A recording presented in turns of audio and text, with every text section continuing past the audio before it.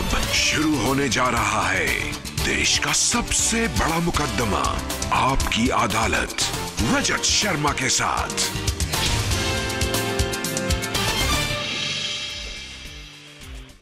नमस्कार, चुनाव मंच के इस खास शो में आपका स्वागत है। लखनऊ में आपकी अदालत, और आज हमारे मेहमान हैं एक ऐसे नेता जो सबके निशाने पर हैं, चाहे अखिलेश यादव हो, चाहे मायावती हो। कोई उनको बाहरी कहता है, कोई उनको कम्युनल कहता है, कोई कहता है कि वो बांट देंगे राज्य को, लेकिन उन्होंने हर सवाल का बड़े संयत तरीके से जवाब दिया है। उन्होंने एक एक प्रहार का पूरी तरह से जवाब दिया है। मैं आमंत्रित कर रहा हूं भारतीय जनता पार्टी के राष्ट्रीय अध्यक्ष अमित शाह को।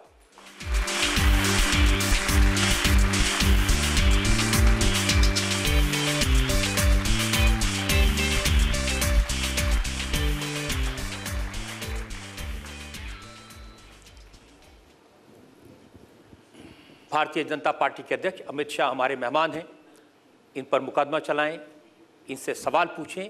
इससे पहले एक नज़र उस पृष्ठभूमि पर जिसमें आज का यह खास मुकदमा चलाया जा रहा है, चुनाव मंच में लखनऊ में। अमित शाह, गुजरात की राजनीति में यह नाम 36 साल पुराना है, लेकिन इस नाम को राष्ट्रीय स्तर पर पहचान दी उत्तर प्रदेश ने। 2014 के लोकसभा इलेक्शन के नतीजों से नेशनल पॉलिटिक्स में अमित शाह की पहचान चुनाव के चाणक्य की हो गई। यूपी में 80 में से 73 सीटें जितवाकर अमित शाह ने अपने विरोधियों को भी अपनी रणनीति का लोहा मानने पर मजबूर कर दिया। सिर्फ 50 साल की उम्र में बीजेपी के नेशनल प्रेसिडेंट बने। अमित शाह 80 के दशक से राजनीति में हैं। 24 साल से वो नरेंद्र मोदी के साथ हैं। पहली बार 1997 में खुद चुनाव लड़े और जीते। उसके बाद आज तक वो कभी नहीं हारे। हर बार जीत का अंतर बढ़ता गया। प्रेसिडेंट बनने के बाद अमित शाह की लीडरशिप में बीजेपी ने कांग्रेस से महाराष्ट्र और हरियाणा जैसे 2 बड़े राज्य छीने। झारखंड और जम्मू कश्मीर में बीजेपी ने सरकार बनाई, लेकिन दिल्ली और बिहार में बीजेपी का रथ रुक गया। हालांकि इसके बाद कांग्रेस के गढ़ असम में बीजेपी की सरकार बनाकर अमित शाह ने फिर से कमबैक किया। अब एक बार फिर यूपी और उत्तराखंड में अमित शाह का इम्तिहान है। पंजाब और गोवा में फिर से जनता का भरोसा जीतने का चैलेंज है।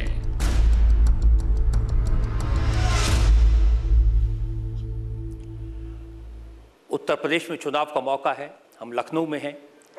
आइए शुरू करते हैं आपकी अदालत का एक खास शो। आपकी अदालत में पहला इल्जाम भारतीय जनता पार्टी के अध्यक्ष अमित शाह पर। आपकी अदालत में बीजेपी अध्यक्ष अमित शाह पर आरोप है कि ये दूसरी पार्टियों को तोड़ते हैं। अमित जी, ये दर्द मुलायम सिंह यादव जी का है। उन्होंने कहा कि अमित शाह ने हमारे घर में झगड़ा करवा दिया। उन्होंने कब ऐसा कहा? उन्होंने कहा कि राम गोपाल यादव भाजपा अध्यक्ष से 4 बार मिले, उन्हीं के इशारे पर पार्टी में झगड़ा हुआ, पिता पुत्र को लड़वाया। पहले मैं स्पष्ट कर दूं, मैं कभी भी राम गोपाल जी को नहीं मिला, एक बात। और शायद कभी कभार ऐसा नेताजी बोल गए होंगे, बाकी तो ज्यादातर उनका परिवार का झगड़ा है, हमारा कोई लेन देन। ये उन्होंने कहा है, मेरे पास भी इसका सबूत है। नहीं, कहा होगा, उनको आपने बता दिया होगा, तुम पूछ लिया, बोल गए होंगे, इसमें क्या बड़ी बात है। मगर हमने नहीं, हमारा कोई लेन देन नहीं है भाई, सपा हम क्यों तोड़े। लेकिन अखिलेश यादव भी ये कहते हैं कि अमित शाह जी अंकल से मिले हुए हैं। देखो, सपा को संभालने की जिम्मेदारी किसकी है? अखिलेश की है, मेरी है। उन्होंने अपनी जिम्मेदारी ठीक से संभालनी चाहिए। लेकिन आपके बारे में एक अखबार में यह कमेंट हुआ कि चुनाव के मौके पर विरोधी दलों के खिलाफ सर्जिकल स्ट्राइक करते हैं और ऐसा पाला बदलवाते हैं कि विरोधियों के पैर उखड़ जाते हैं। देखिए, इस चीज को अलग नजरिए से देखना चाहिए रजत जी। जब चुनाव के अंदर कोई दल इतना निर्बल हो जाता है और जब उसकी जीतने की संभावनाएं कम हो जाती है, तो स्वाभाविक रूप से जो राजनीति के अंदर योगदान करना चाहते हो और जो अच्छे लोग हैं वो अपनी संभावनाएं तराशते हैं। उसी के तहत कोई बीजेपी में आता है, क्योंकि समाजवादी पार्टी ने इस बार पहले से ही अपनी हार स्वीकार कर ली है। चुनाव के पहले ही अपनी हार स्वीकार कर ली है समाजवादी। हार कहाँ स्वीकार करी? आज ही अखिलेश यादव ने कहा कि अब तो साइकिल पर राहुल गांधी भी सवार हैं, हाथ हैंडल पर है, वो 300 से ज्यादा सीटें जीतेंगे। देखिए रजत जी, आप बड़े सॉफ्ट है अखिलेश यादव के प्रति, वरना आप जैसा अनुभवी पत्रकार ये जरूर पूछता कि तो गठबंधन क्यों करना पड़ा। अगर आप जीत के लिए आश्वस्त थे तो गठबंधन की जरूरत क्या थी? क्यों करना पड़ा गठबंधन? गठबंधन इसलिए करना पड़ा कि समाजवादी पार्टी हार को भांप गई थी, उसको मालूम था पूर्णतया सफाया होने वाला, वरना ना करते गठबंधन। लेकिन उनका डर तो यह है कि समाजवादी पार्टी में झगड़ा करवाने में अमित शाह का रोल था। झगड़े का रोल नहीं है। 5 साल जिस प्रकार से सरकार चली है, हर रोज 16 मर्डर होते हैं, 23 रेप होते हैं, 200 दंगे हुए हैं, 2,87,000 गंभीर प्रकार के गुनाह हुए हैं। किस तरह से प्रदेश की सरकार उनको फिर से चुनेगी? किस प्रकार से चुनेगी? और झगड़ा क्या हो गया जी? कौन बाहर गया है?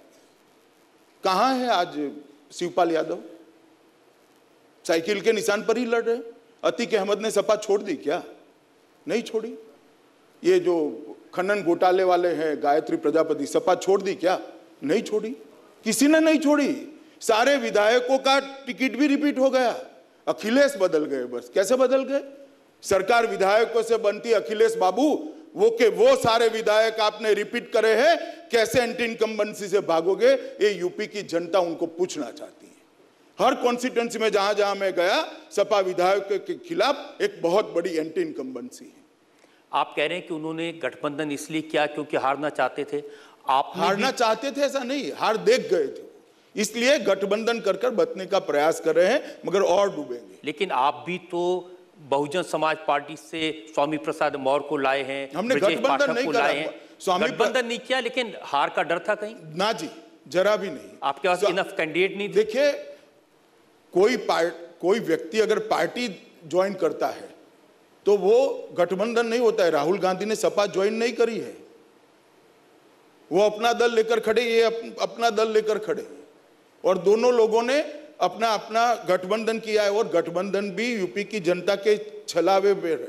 12 सीट फर्स्ट और सेकंड फेज में ही ऐसी है जहां मैत्रीपूर्ण मुकाबला है। भाई गठबंधन में मैत्रीपूर्ण मुकाबला क्या होता है? क्या होता है मैत्रीपूर्ण मुकाबला? मेरी तो समझ में नहीं आता।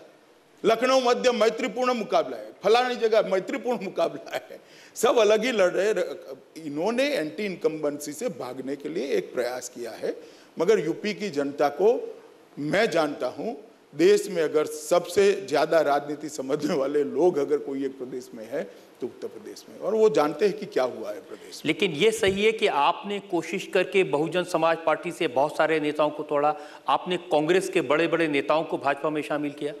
देखिए, हमने लोकसभा के वक्त भी कांग्रेस से अच्छे लोगों को लिया था, बहुजन समाजवादी पार्टी से अच्छे लोगों को लिया था, और आगे पर भी लेंगे। भारतीय जनता पार्टी के अंदर कोई आता है तो भाजपा के सिद्धांतों के साथ सहमति व्यक्त कर प्रतिबद्धता रखते हुए आता है। इसमें हमें कोई आपत्ति नहीं, इससे मेरी पार्टी का मूल चरित्र नहीं। यही वो लोग हैं जिनका विरोध करके आप सरकार बनाना चाहते थे, यही वो लोग हैं जिनका राजनीतिक विरोध रहा, तो भारतीय जनता पार्टी में आकर के पवित्र हो जाते हैं। पवित्र हो गए ऐसे मैंने नहीं कहा भाई, राजनीतिक विरोध होते रहते हैं। ऐसे तो राहुल जी पूरी यात्रा निकाले देवरिया से दिल्ली तक की, और कहा 27 साल यूपी बेहाल, अब 5 साल निकाल लिए, 23 साल यूपी बेहाल। ये 5 साल ठीक हो गए उनके गठबंधन करते ही। इतना कोसा है, आप रिकॉर्ड निकाल दीजिए, इतना कोसा है अखिलेश जी को किसानों के लिए, महिला सुरक्षा के लिए, और अब सब कुछ ठीक हो गया। लेकिन अगर आप अपनी पार्टी में लोग ले सकते हैं, मुख्तार अंसारी अगर बहुजन समाज पार्टी में शामिल हो जाए तो उससे शिकायत क्यों? देखिए, हमने मुख्तार अंसारी की शिकायत नहीं की। जिसको रखना है वो रखे, उनको मुबारक है, हमें नहीं चाहिए। हमने मुख्तार जैसे लोगों को नहीं लिया। मैंने आपकी पार्टी के प्रवक्ता का बयान देखा जिसमें उन्होंने इस बात के लिए आलोचना की मायावती जी की उन्होंने क्यों ले लिया मुख्तार अंसारी को, बाहुबली का उन्हें। नहीं, मायावती जी कहती थी कि हमारी सरकार आएगी तो हम लॉ एंड ऑर्डर ठीक कर देंगे, और मुख्तार अंसारी को लिया। वो कॉन्ट्राडिक्शन समझाते थे, शायद आपको ठीक से समझा नहीं पाए। नहीं, मुझे तो समझ आया, क्योंकि मैंने देखा आपके यहाँ भी बहुत सारे बाहुबली उम्मीदवार हैं। हत्या के आरोपी अशोक चंदेल हैं, बाहुबली अजय प्रताप सिंह हैं, कुछ घोटाले के आरोपी हैं। देखिए, अशोक चंदेल और मुख्तार का कंपैरिजन शायद आप ही करें रजत जी। यूपी की राजनीति को और यूपी के सार्वजनिक जीवन को जो जानते हैं वो नहीं करेंगे। मुख्तार अंसारी किस प्रकार के व्यक्ति, किस प्रकार के गंभीर आरोप लगे हैं इन पर, वो पूरा यूपी जानता है। नहीं, लेकिन आपसे भी तो अपेक्षा थी कि आप जो उम्मीदवारों को उतारेंगे, चाहे वो किसी पार्टी से आए हों, लेकिन अच्छी छवि वाले लोगों को उतारेंगे। देखिए, किसी पर भी कोई सजा याफ्ता हो या केस सिद्ध हो गया हो, ऐसे किसी व्यक्ति को नहीं लिया। और आप जो नाम ले रहे हैं उसकी भी सूची कोई लंबी नहीं है, 2, 3, 4 की होगी, और वो भी इसलिए होगी कि भाई उन पर जो आरोप है वो अभी सिद्ध होना बाकी होगा, या तो आरोप कई बार उत्तर प्रदेश की राजनीति में राजनीतिक रूप से भी लगाए जाते हैं। अमित जी, आप बार बार बात करते रहे वंशवाद की, परिवारवाद की। मोदी जी ने बीजेपी की कार्यकारिणी में कहा कि पिता पुत्र को टिकट देने के लिए प्रेशर मत डालो, लेकिन जो लिस्ट है कैंडिडेट्स की उसमें बहुत सारे लोग हैं जो परिवार के उनके पिता राजनीति में हैं, किसी का पुत्र, किसी की पुत्री, किसी का रिश्तेदार। देखिए रजत जी, मैं वंशवाद की चीज़ को थोड़ा अच्छा कि आपने सवाल पूछा, क्योंकि हमारे विरोधी भी बहुत पूछते हैं, मगर मैं इसको स्पष्ट करना चाहता हूँ। वंशवाद कैसे, किसको कहते हैं? मुलायम जी अगर मुख्यमंत्री बनना नहीं चाहते हैं तो और कोई समाजवादी मुख्यमंत्री नहीं बन सकता, अखिलेश बनते हैं, इसको वंशवाद कहते हैं। फारूक अब्दुल्ला के बाद उनके बेटे आते, उसको वंशवाद कहते हैं। इस तरह से जवाहरलाल नेहरू, इंदिरा गांधी, संजय गांधी, राजीव गांधी, सोनिया जी और अब राहुल जी, अभी नए जी आए नहीं हैं, आएंगे तब वो जी, इसको वंशवाद कहते हैं। कोई नेता का बेटा अगर काम करते करते कार्यकर्ता है और एमएलए का टिकट लड़ जाए, उसमें कोई वंशवाद नहीं होता है, ये समझ कर चले। वंशवाद की व्याख्या होती है आउट ऑफ मेरिट जाकर उसको प्रमोट कर दिया जाए। लेकिन ये बड़े बड़े और सुनिए मैं बताता हूँ ना, अटल जी का खैर उनका तो कोई परिवार में था ही नहीं, मगर राजनाथ सिंह जी के बेटे अभी चुनाव लड़ रहे हैं, तो वो कोई मुख्यमंत्री नहीं बनने वाले हैं हमारे यहाँ। इस तरह से नहीं होता, उन्होंने चुनाव लड़कर अपने आप को सिद्ध करना पड़ेगा, और करते करते सालों तक काम करते करते करेंगे तब। तो ऐसे तो राहुल गांधी ने भी चुनाव लड़के अपने आप को सिद्ध किया। देखिए, चुनाव लड़कर सिद्ध किया ऐसा नहीं है। आप मानते हैं कि राहुल गांधी कांग्रेस के बनने वाले अध्यक्ष हैं और योग्यता में किसी को के पास योग्यता नहीं है, और पार्टी को तो ऐसा ही एक सेकंड जी, आप समाप्त मत कर दीजिए। 67 से लेकर आज तक कांग्रेस में किसी को योग्यता नहीं है, किसी को नहीं है। देखिए, नेहरू जी के बाद इंदिरा गांधी के बाद संजय गांधी आने का प्रयास किया, उनका देहांत हो गया। बाद में राजीव गांधी, इनका देहांत हो गया। बाद में राहुल जी की उम्र उस वक्त थोड़ी कम थी। देखिए, मनमोहन सिंह को प्राय प्रधानमंत्री बनाया पूरा चैनल। सोनिया जी के बाद राहुल जी, सोनिया जी के बाद मनमोहन सिंह जी प्रधानमंत्री बने। किस प्रकार के प्रधानमंत्री थे आपको भी मालूम है, मुझे भी मालूम है।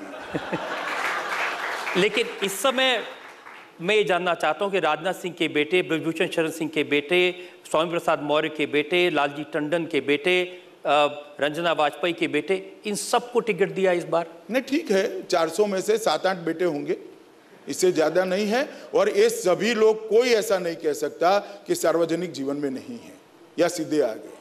पंकज सिंह 3 टर्म से हमारा प्रदेश का महामंत्री है, युवा मोर्चे का अध्यक्ष रहा, उसका कैरियर है 16 साल पुराना, और अब एमएलए का टिकट दिया है। तो अब ये तो आरोप नहीं लगा सकते कि मुलायम सिंह का पूरा परिवार मैदान में है।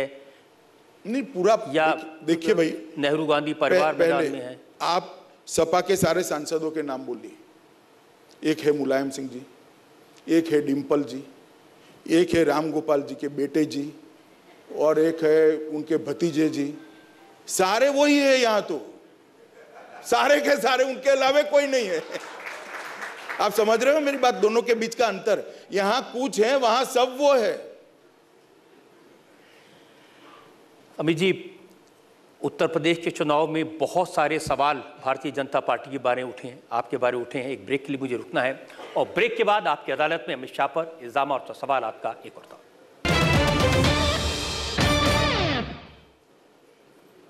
Welcome back. आपकी अदालत में आज हमारे मेहमान हैं भारतीय जनता पार्टी के राष्ट्रीय अध्यक्ष अमित शाह। हम लखनऊ में हैं, चुनाव का मौका है और चुनाव के मौके पर यह खास आपकी अदालत। अगला इल्जाम अमित शाह पर। आपकी अदालत में बीजेपी अध्यक्ष अमित शाह पर आरोप है कि इनके दोहरे मापदंड हैं। अमित जी, आप हमेशा से ये कहते रहे कि उत्तर प्रदेश में 3.5 चीफ मिनिस्टर हैं, अब तो 2.5 निकल गए, एक ही बचे। एक भी नहीं बचेगा, हमारा बनेगा। मैं समाजवादी पार्टी के रेफरेंस में कह रहा था। कैसे बनेगा? आपके पास तो कोई उम्मीदवार ही नहीं है मुख्यमंत्री बनने का। आप देखिएगा परिणाम के दिन। नहीं, लेकिन ये महाराष्ट्र में भी हमारे पास कोई उम्मीदवार नहीं था, ऐसा आपका आरोप था। झारखंड में भी था, हरियाणा में भी था। तीनों जगह आज भाजपा के मुख्यमंत्री बैठे हैं और अच्छे से राज्य चला रहे हैं। देखिए, आपने गोवा में तो डिक्लेयर किया ना, रक्षा मंत्री मनोहर पर्रिकर हो सकते हैं अगर हो सकते हैं, ऐसा कहा। तो यहाँ भी कुछ कहते हैं गृह मंत्री राजनाथ सिंह हो सकते हैं। रजत जी, कम से कम मेरी पार्टी तो मुझ पर छोड़ दीजिए भाई साहब, आप क्यों चला रहे हैं? नहीं, तो ये तो आपके सारे विरोधी कह रहे हैं कि भारतीय जनता पार्टी के पास में एक नेता ऐसा नहीं है जिसको उत्तर प्रदेश के मुख्यमंत्री का प्रोजेक्ट किया जा सके। देखिए, भारतीय जनता पार्टी की कैडर को उत्तर प्रदेश की जनता भी जानती है और पूरा देश जानता है। जहाँ जहाँ हमने मुख्यमंत्रियों का चयन किया, वो सभी लोग आज अच्छे से राज्य चला रहे हैं। वो सभी लोग संगठन से आए हुए लोग हैं और मंजे हुए नेता हैं। उत्तर प्रदेश में भी हमारा बहुमत निश्चित आने वाला है और उसके बाद तुरंत ही भारतीय जनता पार्टी तय करेगी कि कौन मुख्यमंत्री होगा। आज अखिलेश यादव जब सुबह आए थे तो उन्होंने कहा था कि हमारी काम ऐसा है, हमारी परफॉर्मेंस ऐसी है उत्तर प्रदेश में कि उस परफॉर्मेंस के दम पर और कांग्रेस के समझौते की वजह से 300 से ज्यादा सीटें हम जीतेंगे।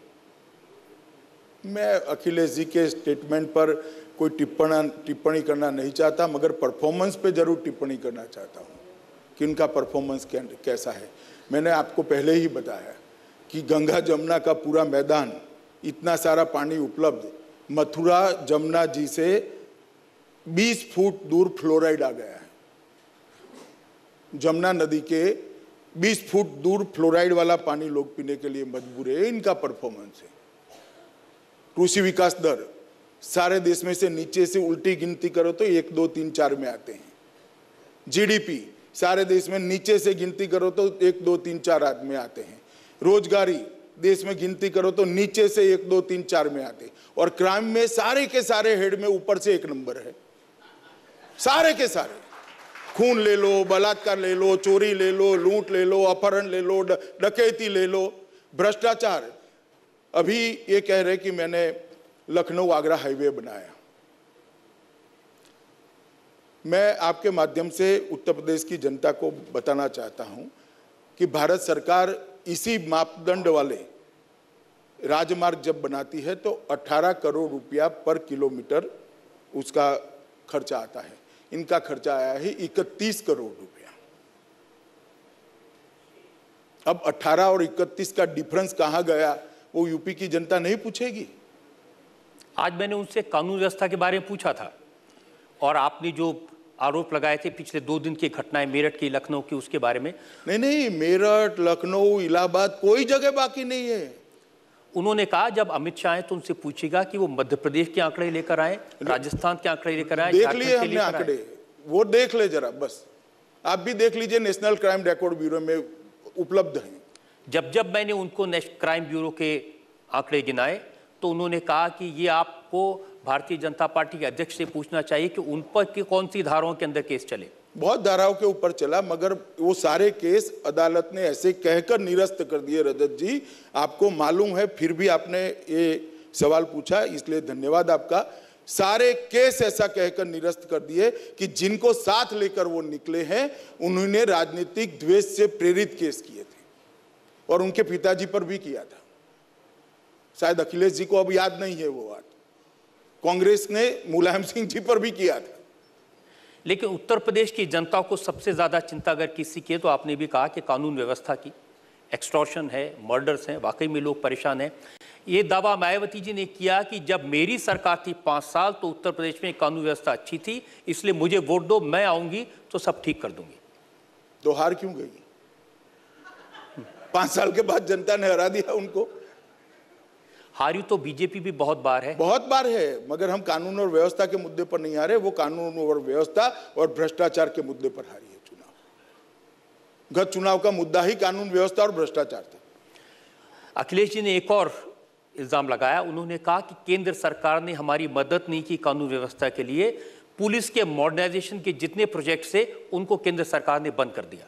देखिए अखिलेश जी, आज मैं इस खुले मंच पर कहना चाहता हूं आपकी अदालत के कि गुजरात सरकार को मिला हुआ पैसा जनसंख्या के अनुपात में और उत्तर प्रदेश को मिला हुआ पैसा जनसंख्या के अनुपात में 1 पैसा भी कम किया है अगर उत्तर प्रदेश को, तो उनको ये कहने का अधिकार है। उल्टा यूपीए सरकार जो उनके समर्थन से चलती थी, उनका समर्थन था 10 साल यूपीए सरकार को, उसने प्रति साल जो पैसा दिया उसमें मोदी जी के आने के बाद 1 लाख करोड़ रुपया का बढ़ोतरी भारतीय जनता पार्टी की सरकार ने की है। 1 लाख करोड़ रुपया उत्तर प्रदेश का।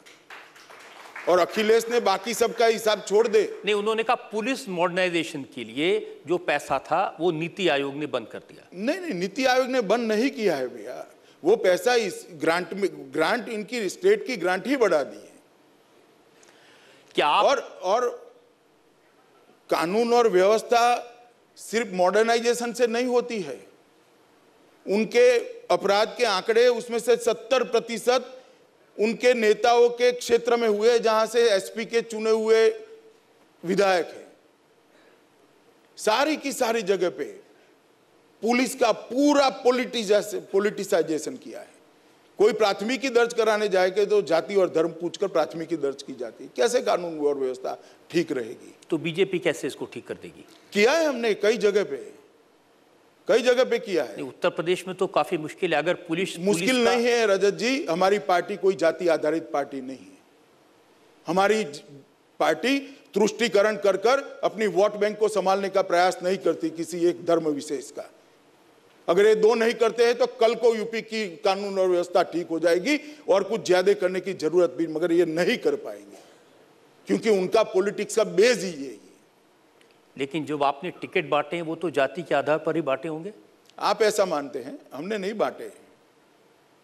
कोई जाति का पंडित, जाति की राजनीति का पंडित देख लेगा तो हमें तो बेवकूफ ही कहेगा, इस तरह से बांटे हमने। तो आपको लगता है कि अगर जाति के आधार पर चुनाव न हो तो फिर कानून व्यवस्था सुधारने में? चुनाव नहीं, सरकार बनने के बाद जाति के आधार पर अगर आप सरकार चलाते हो तो कानून और व्यवस्था ठीक नहीं रहेगी। तो उत्तर प्रदेश की जनता ये उम्मीद करे कि भारतीय जनता पार्टी अगर सरकार बनी तो एक्सटॉर्शन नहीं होगा, कानून व्यवस्था पर। हम पहली बार सरकार में यूपी में नहीं आ रहे हैं। कल्याण सिंह की सरकार आज भी उत्तर प्रदेश की जनता को याद है।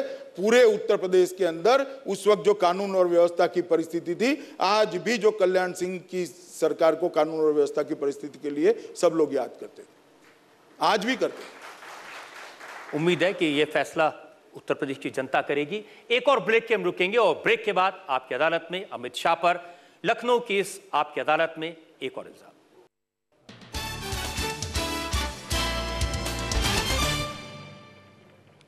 हम लखनऊ में हैं, चुनाव मंच में हैं, चुनाव के बीचों बीच हैं और उत्तर प्रदेश में मुकाबला है भारतीय जनता पार्टी, समाजवादी पार्टी और बीएसपी के बीच। हमारे साथ हैं भारतीय जनता पार्टी के राष्ट्रीय अध्यक्ष। आपकी अदालत में अगला इल्जाम।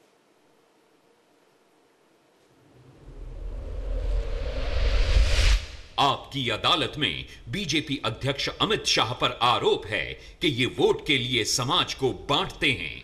भारतीय जनता पार्टी पर सबसे बड़ा आरोप इस चुनाव में यह है कि जब भी चुनाव आता है तो भारतीय जनता पार्टी को हिंदुओं की याद आती है, राम मंदिर की याद आती है। वो गाना है ना, लो आ गई उनकी याद पर वो नहीं आए। देखिए रजत जी, आप बहुत वरिष्ठ पत्रकार हैं। राम जन्मभूमि आंदोलन के बाद का कोई भी हमारा घोषणा पत्र निकालिए जिसमें हमने राम जन्मभूमि आंदोलन का हमारी प्रतिबद्धता नहीं व्यक्त की है। हर बार करते हैं क्योंकि अभी मंदिर बनना बाकी है। इस बार जो मैनिफेस्टो उसमें तो जिक्र है हर बार के है। इस बार का नहीं, और हर बार आप सवाल पूछते हैं। इस बार सवाल आपके सहयोगी उद्धव ठाकरे ना आप सवाल पूछना बंद करोगे, ना हम जिक्र करना छोड़ेंगे। इस बार सवाल उद्धव ठाकरे ने पूछा है। उन्होंने कहा कि चुनाव होता है तो भारतीय जनता पार्टी को भगवान राम की याद आती है, बाकी समय उन्हें वनवास में भेज देते हैं। देखिए, चुनाव घोषणा पत्र जो होता है ये 5 साल का डॉक्यूमेंट होता है, और घोषणा पत्र में 2014 में भी है, 2012 के यूपी के घोषणा पत्र में भी था, 2007 में भी था, और 2000 इस साल भी हमने रखा है, 17 में भी रखा है।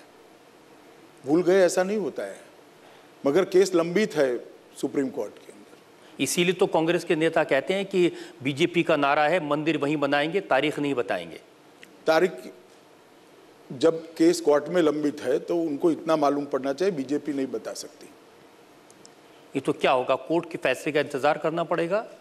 रजत जी करेंगे, अभी कोर्ट ने अभी सुनवाई हो रही है उसकी, 1-2 डेट अभी गए हैं। जैसे ही केस आगे बढ़ेगा। और ये सवाल राम मंदिर से की वजह से नहीं है, ये इसलिए है कि क्या समाज को भारतीय जनता पार्टी के नेता चुनाव के वक्त पोलराइज करने की कोशिश करते हैं, ध्रुवीकरण की कोशिश करते हैं, बांटने की कोशिश करते हैं। जैसे आपकी पार्टी के जो नेता हैं उनके बयानों की बहुत लंबी लिस्ट है मेरे पास में, मैं आपको एक एक करके बताता हूं।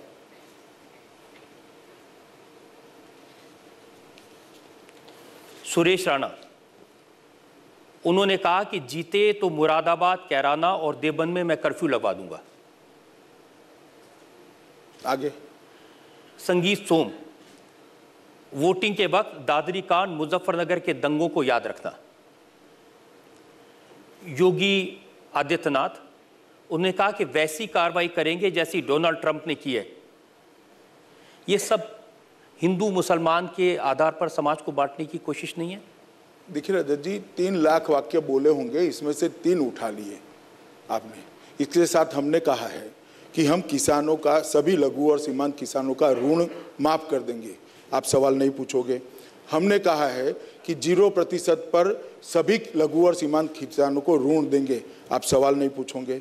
हमने कहा है कि हम सभी युवाओं को 1 GB कनेक्टिविटी के साथ जाति और धर्म के भेदभाव के बगैर लैपटॉप देंगे, आप नहीं पूछोगे।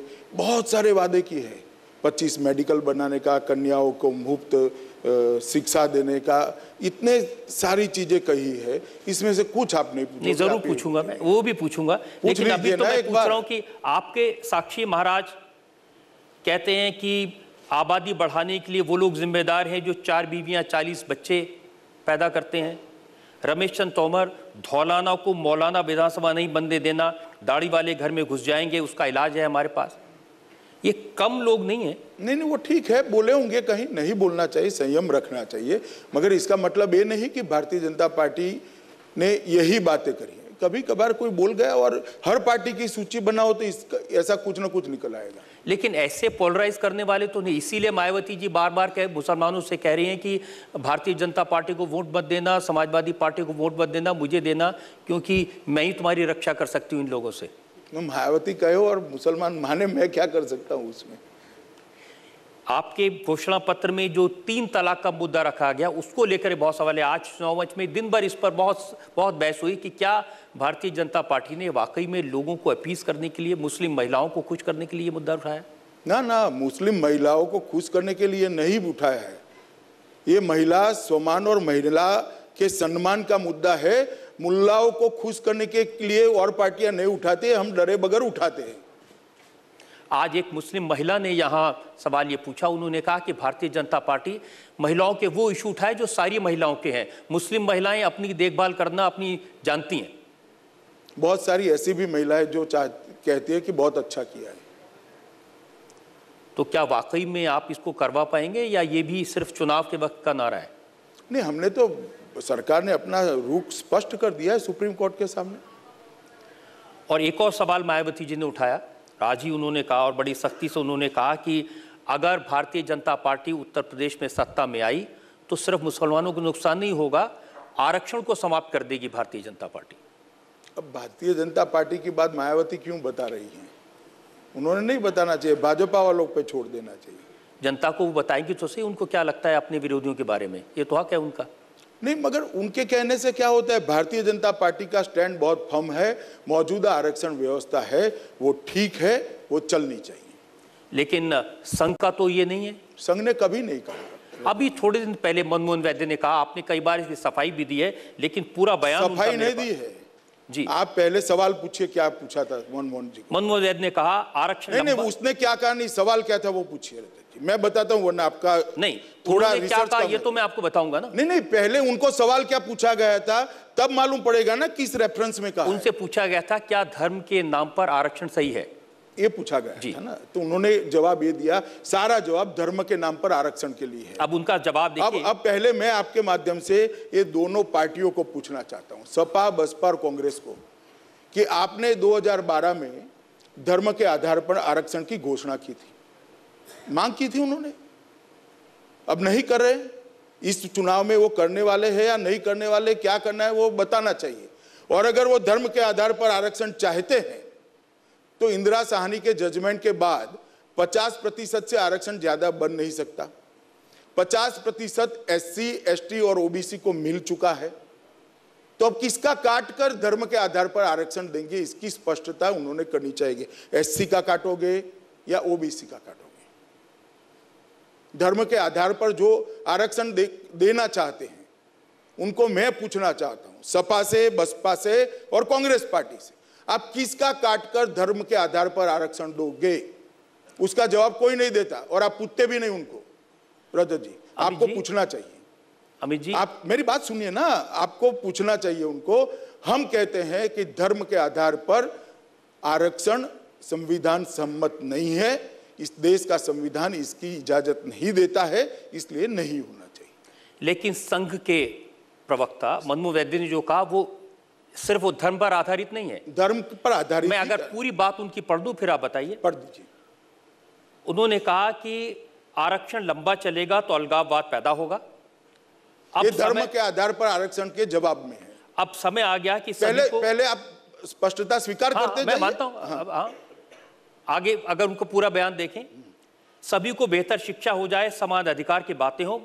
उन्होंने कहा समिति का गठन करके आरक्षण की सही समीक्षा होनी चाहिए। वो धर्म के आधार पर बनाना चाहते हैं, सच्चर कमेटी के रेफरेंस में सवाल है। जी नहीं, उन्होंने कहा कि किसी भी राष्ट्र में आरक्षण की व्यवस्था हमेशा रहे, ये अच्छी बात नहीं है। अरे भैया, ये सारी चीजें धर्म के आधार पर आरक्षण के सच्चर कमेटी के रेफरेंस में बोल रहे हैं।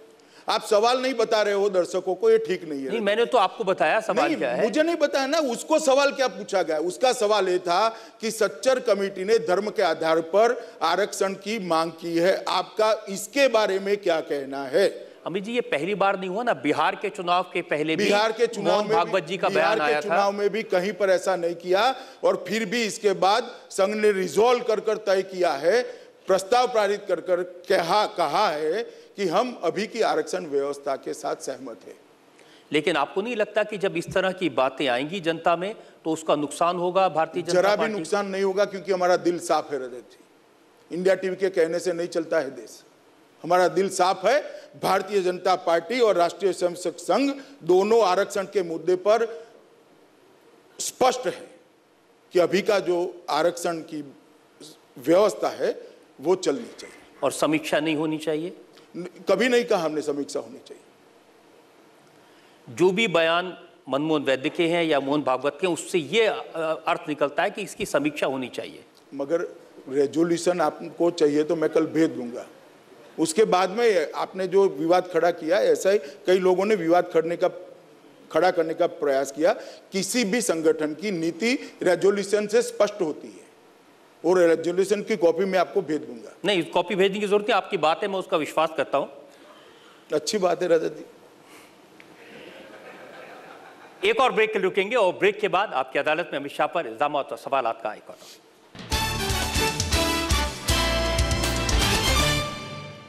हम लखनऊ में हैं आपकी अदालत में। आज हमारे मेहमान हैं भारतीय जनता पार्टी के राष्ट्रीय अध्यक्ष अमित शाह। आपकी अदालत में अगला हिस्सा।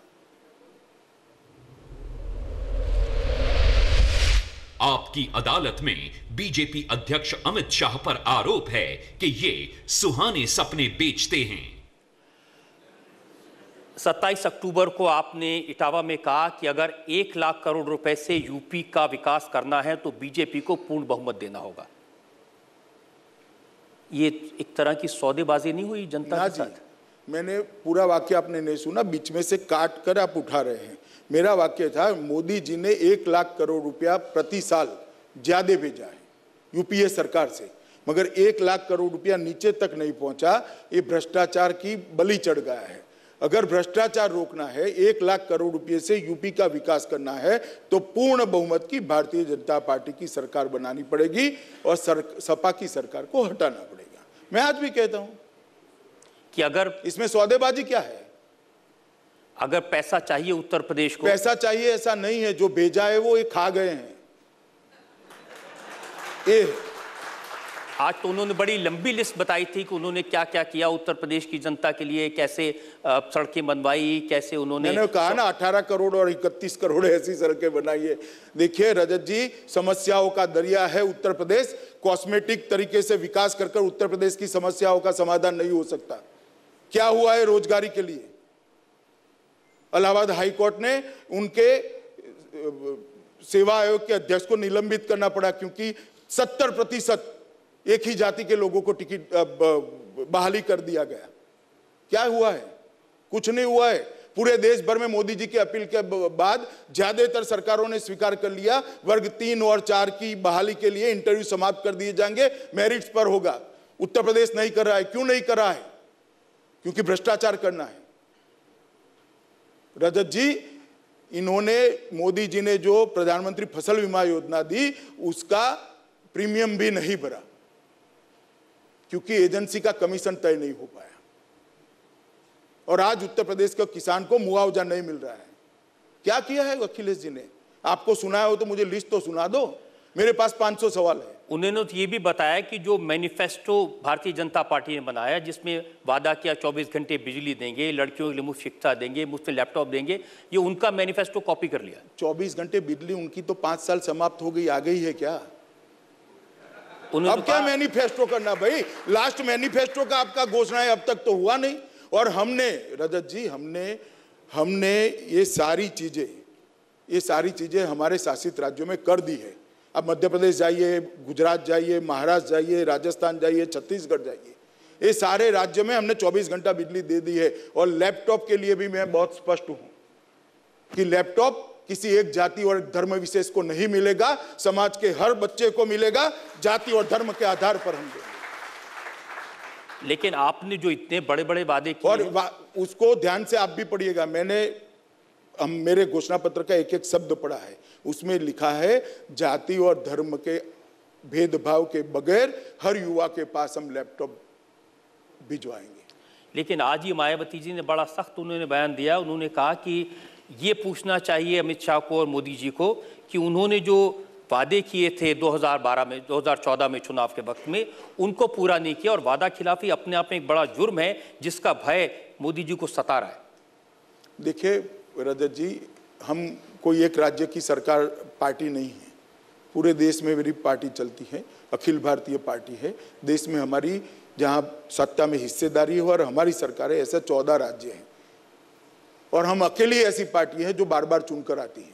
मैं आपको बताता हूं, अब कम्युनिस्ट भी चुनकर नहीं आते बार बार। भारतीय जनता पार्टी अकेली पार्टी है जो परफॉर्मेंस के आधार पर चुनकर आती है। गुजरात हो, मध्य प्रदेश हो, राजस्थान हो, गोवा हो, बार बार चुनकर आए हैं। अगर वादा खिलाफी करते तो जनता हमें मैंडेट न देती। कुछ वादे याद दिलाए हैं, जैसे 2014 में कहा गया था कि हर साल 2 करोड़ लोगों को रोजगार मिलेगा। देखिए रजत जी, 2 करोड़ से ज्यादा रोजगार दे दिया है हमने। प्रधानमंत्री जी की जो छोटे उद्यमियों को लोन देने की योजना है, इसके अंदर अब तक 3 करोड़ 87 लाख लोगों को स्वरोजगार दिया गया है। और किसानों को वादा किया था मिनिमम सपोर्ट प्राइस का 50% ज्यादा मिलेगा फायदा। मिनिमम सपोर्ट प्राइस में अब तक हम 22% ही बढ़ा पाए हैं, मगर हमारा वादा 5 साल का है रजत जी, अभी 2.5 साल बाकी है। और मजदूरों का पेंशन, स्वास्थ्य बीमा, असंगठित क्षेत्र के मजदूरों के लिए स्वास्थ्य बीमा का वायदा हमारा पूरा हो गया, उन्होंने पढ़ा नहीं है। और पेंशन के अंदर मिनिमम पेंशन हमने 1000 रुपये का कर दिया, जो 13 रुपया, 15 रुपया, 17 रुपया था। वो पूछते जाइए आप एक एक। हाँ बिल्कुल। और ये उन्होंने इल्जाम लगाया कि जो डीमोनेटाइजेशन हुआ इसके बाद भारतीय जनता पार्टी की सरकार ने लोगों को लाइन में खड़ा कर दिया, गरीब लोगों को। देखिए, तो मायावती और आपके विचार समान है रजत जी। आप भी डिमोनेटाइजेशन के खिलाफ हो और मैं डिमोनेटाइजेशन के खिलाफ नहीं हूं, मैं उससे लोगों को होने वाली परेशानी के खिलाफ रहा। देखिए रजत जी, डिमोनेटाइजेशन एक बहुत बड़ी श्रृंखला का एक आगे का कड़ी है। डिमोनेटाइजेशन को आइसोलेशन कर नहीं देखा जा सकता, उसके बाद में आया। हम भी पॉलिटिकल पार्टी चलाते हैं ना, विश्व की सबसे बड़ी पॉलिटिकल पार्टी।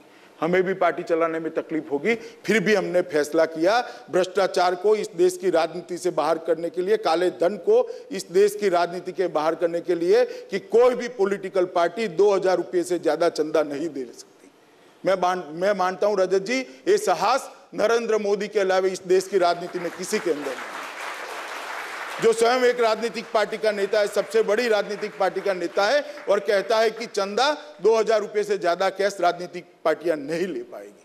ये बहुत बड़ा फैसला है अपने आप में। लेकिन इसका तो डिमोनेटाइजेशन से 3% भी आपने चर्चा कर दिया होता ना, तो एज अ जर्नलिस्ट आप फेर रहे होते। सिर्फ 3%। जितना चर्चा आपने डिमोनेटाइजेशन का किया है, इसके 3% भी अगर इसका चर्चा किया होता तो आप फेर होते। आज जो अखिलेश यादव ने कहा सुबह, वो मैं आपको बताता हूं। उन्होंने कहा कि मजदूरों का नुकसान हुआ, आगरा में, बनारस में, मुरादाबाद में लोगों की नौकरियां चली गई, बिजनेस चौपट हो गए। देखिए, अखिलेश जी का आरोप है और मैं चाहता हूं कि अखिलेश जी डिमोनेटाइजेशन को मुद्दा बनाए चुनाव का। वो तो इसके बारे में बात कर ही नहीं, बात कर रहे, चुनावी सभा में नहीं बोलते भैया, नहीं बोलते हैं। मोदी मोदी लगता है, कल आगरा के शो में भी मोदी मोदी के नारे लग गए, इसलिए सभा में नहीं बोलते हैं। उन्होंने ये भी कहा कि ट्रेडर्स को, इंडस्ट्रिस्ट को नुकसान हुआ, उन्होंने आकर मुख्यमंत्री से शिकायत की है उत्तर प्रदेश के व्यापारियों ने। अरे मैं मेरठ कल गया था, दिन दहाड़े व्यापारियों को गोली लगा देते हैं, लखनऊ में लगा देते हैं, इलाहाबाद में लगा देते हैं। कुछ रुपयों का नुकसान हुआ होगा 1-2 महीने के लिए, मगर जान चली जाती है। अखिलेश, जान की चिंता करो भैया। व्यापारी महफूज ही नहीं है तो कैसे व्यापार करेगा, बताइए। उन्होंने वादा किया उसकी जांच करवाएंगे, वो कैसे हुआ है? जांच कराकर क्या होता है? तो हर रोज 23 हत्याएं होती है, क्या जांच कराएंगे बताइए आप मुझे। अभी कल जो लखनऊ में हुआ, परसों रजत जी, बेटे को मार दिया, मारने वाला जेल में बैठा है, और जेल में बैठा है, बाप गवाही न दे इसलिए जेल में से बैठकर बाप को मरवा दिया। क्या जांच कराएंगे? कैसे उत्तर प्रदेश में विकास होगा? कैसे व्यापार बढ़ेगा? कैसे कोई उद्योग लगाएगा? कैसे नौकरी बढ़ेगी? डिमोनेटाइजेशन छोड़ो, सपा के गुंडों को कब्जा रखो तो भी यहां भला हो जाएगा उत्तर प्रदेश का। सारे उत्तर प्रदेश के हर गांव में सपा के लोगों ने जमीन कब्जा कर रख दी है रजत जी। मथुरा के हाट में इतनी बड़ी हजारों सैकड़ों हेक्टेयर जमीन, राम वृक्ष नाम का एक व्यक्ति 3 साल तक हत्या कर बैठ गया। पुलिस छुड़वाने गई, कलेक्टर छुड़वाने गया, कोर्ट के ऑर्डर के बाद उस पर गोलियां चला दी, 2 दरोगा मर गए। कैसे यूपी के अंदर विकास हो सकता है? उन्होंने कहा कि 100 नंबर की सर्विस शुरू की है, पुलिस 15 मिनट में पहुंच जाती है अब तो। वहां क्या हुआ था? क्यों लखनऊ में आधे घंटे तक 25 गोलियां चली, पुलिस नहीं पहुंची? अरे मेरठ में आधे घंटे तक गोलीबार हुआ है, 25 गोलियां चली लखनऊ के बाजार में, 4 व्यापारी घायल हो गए, एक नौजवान मारा गया। क्यों पुलिस नहीं पहुंची रजत जी? ये सारे कोरे वादे हैं, और 2 शाहजादों को मिलने से उत्तर प्रदेश की बदहाली दूर नहीं होगी। मैं बताता हूं आपको, अगर ये मानते कि सारी चीजों पर ये उनका रोड शो पर्दा डाल देगा तो ये कभी नहीं होता। यूपी की जनता सब जानती है, हर गांव में उनके एमएलए के खिलाफ एंटी इनकम्बेंसी है, उनकी सरकार के खिलाफ एंटी इनकम्बेंसी है। जनता तय कर बैठी है रजत जी कि सपा सरकार को उखाड़ कर फेंक देना है। लेकिन आपको नहीं लगता कि उन्होंने अपनी पार्टी से ऐसे तत्वों को बाहर कर दिया तो अब स्लेट 3 नाम बोलिए आप, 3 नाम। किसको बाहर कर दिया? मुलायम सिंह जी को ही बाहर कर दिया। मुलायम सिंह जी को बाहर नहीं किया, उन्होंने संरक्षक बनाया। आगे बोलिए। वो सिर्फ कहने की बात। और रोज कहते हैं कि मुझे आशीर्वाद चाहिए। आगे नाम बोलिए। शिवपाल जी को सिर्फ एक टिकट शिवपाल जी को टिकट दिया है, उनके सारे साथियों के टिकट तो काट भैया दिए। टिकट क्यों दिया? कौन साथी का? गायत्री प्रजापति का कटा है क्या? पवन पांडे का कटा है क्या? किसका टिकट कटा? आप कह रहे रजत जी, आपका स्टडी थोड़ा आधा अधूरा है। सारे के सारे वो है, सिर्फ साथ में राहुल गांधी आ गए हैं, तो एक ही से ही प्रदेश परेशान था, अब दो आ गए। 12 लाख करोड़ का घोटाला करने वाला भी आ गया। एक से ही परेशान था, अब दो आ गए। क्या होगा बताइए आप प्रदेश का? उनका तो कहना है कि साइकिल पर मजबूत हाथ रहेगा हैंडल पर, इनके पास पेडल, पहले से ही साइकिल पंक्चर हुई थी, चल नहीं रही थी। धक्का लगाने के लिए राहुल जी को लाए हैं, दोनों नैया पार नहीं करा पाएंगे। बहुत सारे लोग यहाँ हैं, प्रबुद्ध लोग लखनऊ के। आप में से जो लोग सवाल पूछना चाहते हैं, जी माइक इनके पास दें, अपना नाम बता दीजिए। हाँ। जी, मेरा नाम शुभम है और मैं पत्रकारिता का विद्यार्थी हूँ। अमित जी, मेरा आपसे ये सवाल है कि आपने काला धन की बात करी और काफ़ी हद तक उस पर आपने लगाम भी लगाई। मैं आपके फैसले का स्वागत करता हूँ, लेकिन जो स्विस बैंकों में पैसा जमा है वो कब आप वापस ला रहे हैं? देखिए, स्विस बैंकों के पैसे लीक के लिए भी भारतीय जनता पार्टी की सरकार ने, नरेंद्र मोदी सरकार ने बहुत सारे फैसले किए हैं। लगभग 22 देशों के साथ ट्रीटी की है जो सूचनाओं का आदान प्रदान करेगी, और इसके लिए भी एक टास्क फोर्स गठन कर रहे हैं। मगर अंतर्राष्ट्रीय कानून जो कांग्रेस सरकार बनाकर जो समझौते कर गई थी, उसको बदलने में काफी समय लग रहा है। और आप ये बात मानकर चलिए कि स्विस बैंक में से जितना पैसा है उसको लाना जितना महत्वपूर्ण है, इतना ही महत्वपूर्ण नया पैसा न जाए वो भी है। तो हम दोनों मोर्चे पे लड़ रहे हैं। नया पैसा स्विस बैंक में न जाए इसके लिए भी लड़ रहे हैं, उसको वापिस आने के लिए भी लड़ रहे हैं। आज अखिलेश जी ने इसका जिक्र किया था। उन्होंने कहा कि जब एमनेस्टी स्कीम सरकार ने लगाई तो इनकम टैक्स के अफसरों ने, व्यापारियों ने शिकायत की है कि व्यापारियों से जबरदस्ती कहा कि आप इसमें पैसा डालिए। देखिए रजत जी, आप कुछ भी कह लीजिए, कोई व्यापारी कभी एमनेस्टी स्कीम में उसके पास काला धन नहीं है तो घोषित ही नहीं कर सकता। लाएगा कहां से? नहीं है अगर तो घोषित कहां लाएगा? कहां से? भरना पड़ता है ना इसमें। तो उनकी शिकायत थी जो इनकम टैक्स के अफसरों का टेरर बहुत बढ़ गया है। टेरर नहीं है भैया, इन्होंने कहा कि भाई आप घोषणा कर दो, और काला धन किसी के पास पड़ा है और घोषणा करने के लिए कहते हैं, तो उसमें मैं नहीं मानता कुछ अनुचित है। हेलो सर, मेरा नाम पूजा चतुर्वेदी है, मैं एक टीचर हूँ। मेरा आपसे एक सवाल है कि आप अभी कह रहे थे कि जातिवाद के हिसाब से या SC, ST, NT इनको हम रिजर्वेशन देते हैं, लेकिन ये बताइए कि क्या जनरल कैटेगरी का बंदा जो है वो कितना भी क्वालिफाइड हो, कितना भी उसके पास एक्सपीरियंस हो, जो भी चीज़ें हो, क्या वो इन जातिवाद और इन चक्कर में फंसता नहीं है? देखिए, किसी भी जाति का कोई रिजर्वेशन नहीं है, क्लास का रिजर्वेशन है। अनुसूचित जाति का एक वर्ग बनाया गया है संविधान के तहत, पिछड़ाओं का एक वर्ग बनाया गया है, ST का शेड्यूल्ड ट्राइब्स का एक वर्ग बनाया है। जैसे मैं आपको एग्जांपल के लिए, तो पिछड़ा समाज की जाति में बिंद आते हैं, तो बिंद जाति है, पिछड़ा वर्ग एक क्लास है, इसको क्लासिफाइड किया गया है, और उनकी जनसंख्या में जो अनुपात है उससे बहुत कम दिया गया है। मानो 70% ये पूरा वर्ग होता है, तो इसके सामने 35 है कि सीटों में इतनी बढ़ोतरी की जाए कि ये मेरिट्स वाले बच्चों को भी अन्याय न हो, और उस दिशा में हम कर रहे हैं। हमारे घोषणा पत्र में हमने 25 नए मेडिकल कॉलेज का वादा किया है, और निश्चित रूप से 5 साल में बना देंगे, और हर जिले में एक इंजीनियरिंग कॉलेज का भी वादा किया, जिससे मेरिट वाले लोगों को परेशानी न हो और जो पिछड़े हैं उनको भी मौका मिले।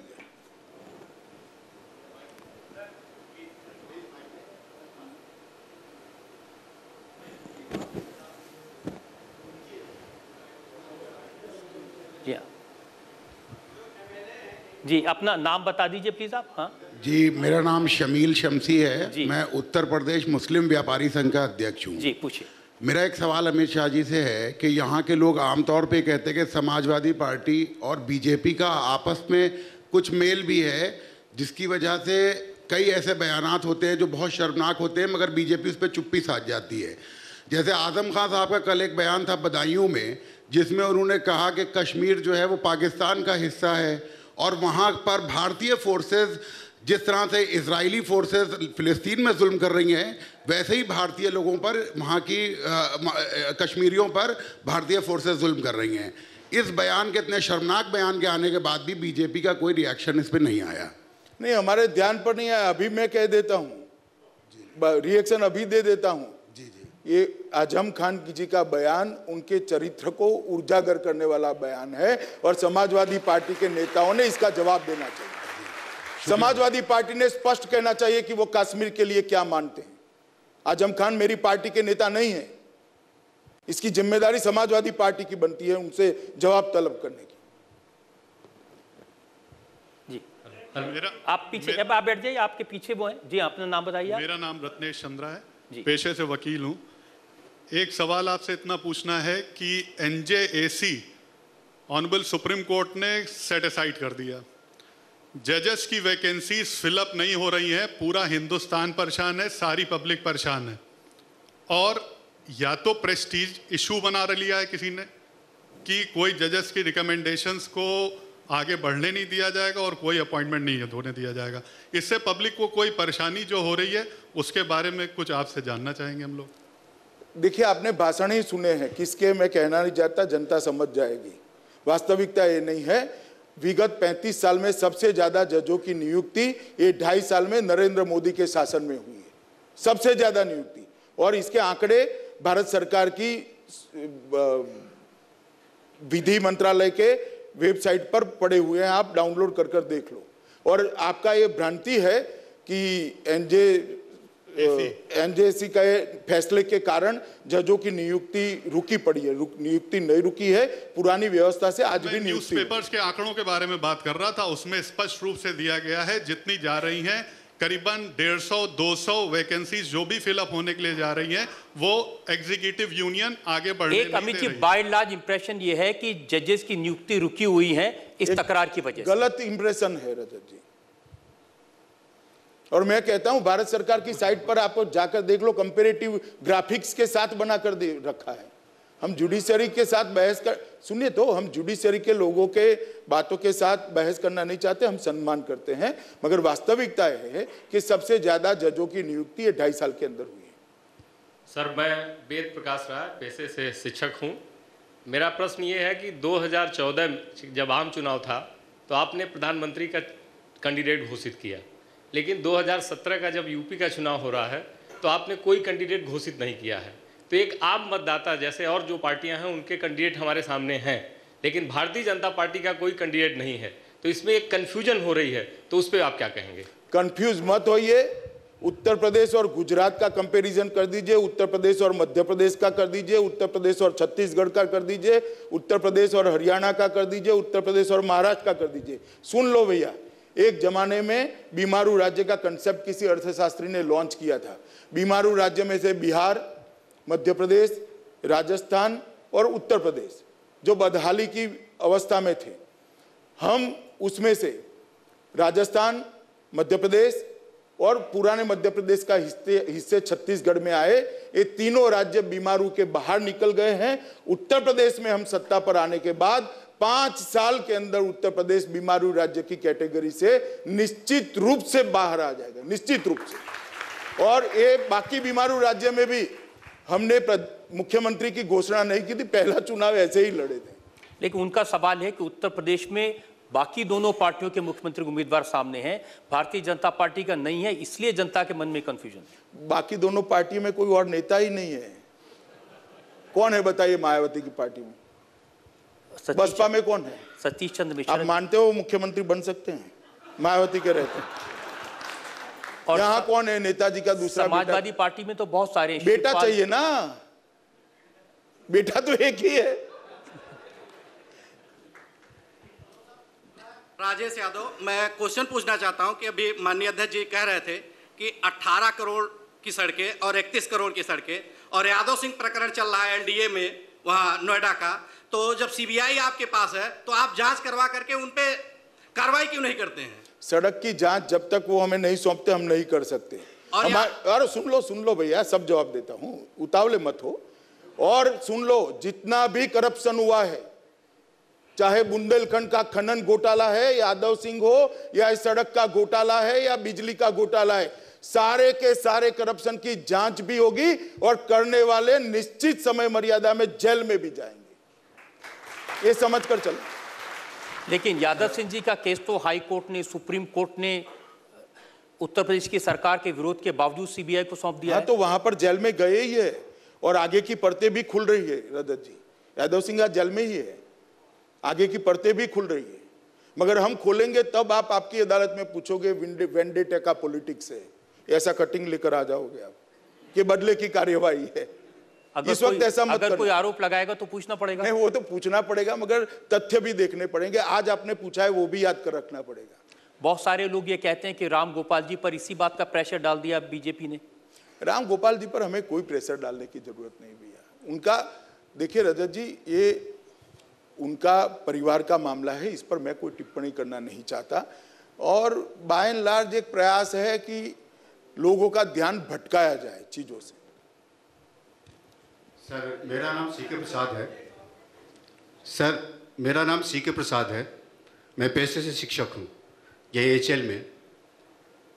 मेरा प्रश्न ये है कि जब कभी भारतीय जनता पार्टी बात करती है तो हिंदुत्व की बात करती है और ये कहती है सबका साथ सबका विकास, हिंदुत्व की बात करती है और कहती है सबका साथ सबका विकास, परंतु जब टिकट देने की बात आती है तो आपके यहाँ एक भी मुसलमान कैंडिडेट को टिकट क्यों नहीं दिया गया? क्या इस तरह से सबका साथ सबका विकास होगा? आप टिकट को विकास कहते हैं?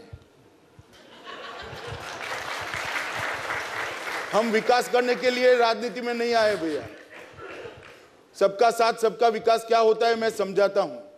जब 24 घंटा बिजली कैसे हर एक प्रदेश में पहुंचती है तो मुसलमान के घर में भी पहुंचती है।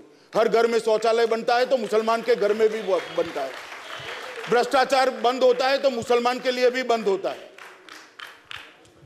तो ये विश्वास दिला सकते हैं कि अगर उत्तर प्रदेश में भारतीय जनता पार्टी की सरकार बनेगी तो हिंदू और मुसलमान के बीच भेदभाव नहीं होगा? रजत जी, मेरी एक सरकार नहीं है, 14 सरकारें चल रही है और सब जगह ऐसा ही है। आप जाकर देखिए, हर मुसलमान के घर में गुजरात में बिजली पहुंच गई है। और सच्चर कमेटी की रिपोर्ट उठाकर देखिए, सबसे ज्यादा मुसलमानों को रोजगारी देने का काम भारतीय जनता पार्टी ने किया, मगर मेरिट्स में किया है, वोट बैंक के लिए नहीं किया है। उत्तर प्रदेश में इसलिए क्योंकि उत्तर प्रदेश में भारी संख्या में मुसलमान भाई बहन रहते हैं। संख्या ही भारी है, यहाँ पर जनसंख्या ही भारी है। तो आप जिनके पास माइक है वो पूछ लें। हेलो सर, एक सवाल पूछना था। मेरा नाम विनय सिंह है। एक मिनट, ये महिला आप कोई पूछ रही है जिनकी आवाज आ रही है वो पूछ ले पहले। सर जी। अमित जी, उत्तर प्रदेश की जनता की तरफ से नमस्कार। रजत जी आपको भी। और हम बहुत खुश हैं कि आप इतने अच्छे अच्छे काम कर रहे हैं, लेकिन एक वर्ग उत्तर प्रदेश में डरा हुआ है। तो हम अभी आपसे ये भरोसा चाहते हैं कि बीजेपी के आने के बाद ये जो अपराध है और ये जो भ्रष्टाचार है ये खत्म कर देंगे आप।